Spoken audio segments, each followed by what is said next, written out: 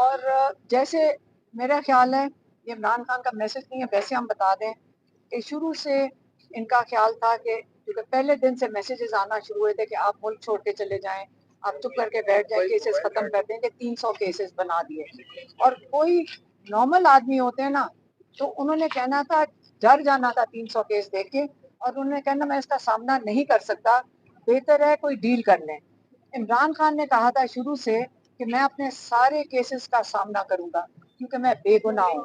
اور میں اس لیے ان کیسز کا سامنا کروں گا. اور ہمارے لائرز کی ٹیم سلمان صفدر صاحب نے اس کو لیڈ کیا ہے، انہوں نے بڑی فائٹ کی ہے، اور کیسز جو ہیں ان کا خیال ہی نہیں تھا کہ یہاں تک پہنچیں گے، کیونکہ جیسے ہی وہ پہنچنا شروع ہیں ان کی آخر آنا شروع ہوتی ہے. اور سلمان صفدر صاحب نے یہ، کیونکہ یہ ابھی کیس چل رہا ہے تو یہ شاید لائرز نہیں کر سکتے، میں آپ کو بتا دیتی ہوں کہ جیل کے ٹرائل کے اندر ایک وٹنس جھوٹا ثابت ہوا ہے،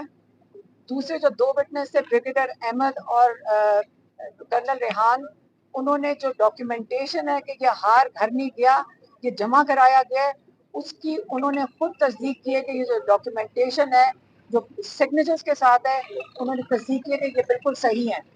اور آج جو وہ کیا کہتے ہیں انویسٹیگیشن آفیسرز کی بھی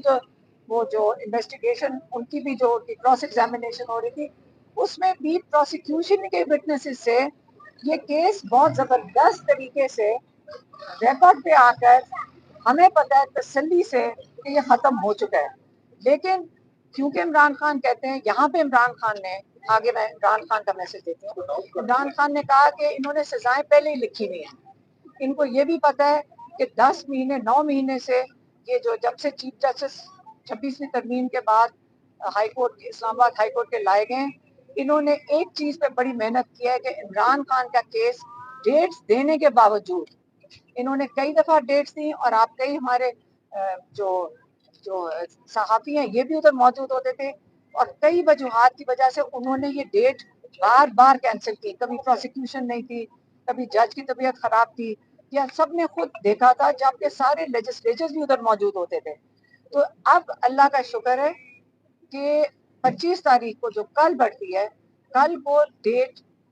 القادر کی ہائی کورٹ میں لگی ہوئی ہے. اور جیسے سلمان صفدر صاحب نے کئی دفعہ کہا ہے کہ یہ تو ایک دن میں فوراً بیل ہو جانی چاہیے، خاص طور پر بشرا بی بی کی، کیونکہ وہ خاتون ہے، اور وہ اس میں صرف کیا ہے ایڈنگ اینڈ ابیٹنگ ہے. تو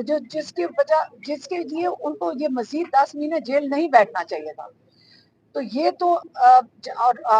ہمیں سب کو پتہ ہے کہ پہلے القادر میں، پہلے توشہ خانہ 2 میں